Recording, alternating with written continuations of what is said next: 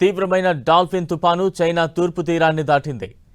Zhejiang ప్రావిన్స్లోని యుహువాన్ నగర సమీపంలో గంటకు 150 కిలోమీటర్లకు పైగా వేగంతో వీచిన గాలులతో ఈ తుపాను తీరాన్ని దాటింది. ఈ ఏడాది చైనాను వణికించిన తుపానుల్లో ఇదే అత్యంత ప్రమాదకరమైనదని కావడంతో చైనా జాతీయ వాతావరణ కేంద్రం రెడ్ అలర్ట్ జారీ చేసింది.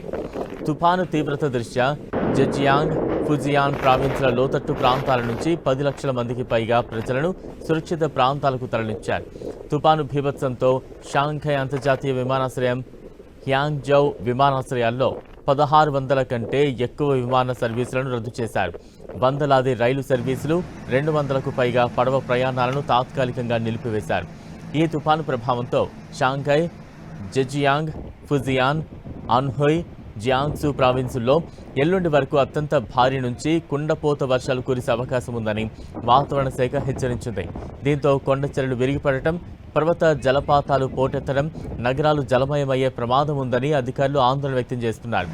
చైనా తీరాన్ని తాకడానికి ముందు ఈ డాల్ఫిన్ తుపాను జపాన్లోని ఒకినావా దీవులలో భారీ నష్టాన్ని మిగిల్చింది. అక్కడ 50,000కు పైగా ఇళ్లకు విద్యుత్ సరఫరా నిలిచిపోయింది. తైవాన్, ఫిలిప్పీన్స్ దేశాల్లోనూ ఈ తుపానుతో భారీ వర్షాలు, వరదలు సంభవించాయి.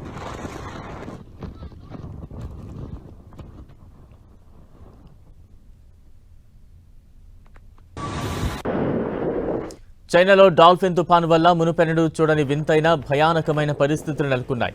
తుపాను దెబ్బకు ఓ ఇల్లు ఏకంగా భారీ ఎక్వేరియంలా మారిపోయింది.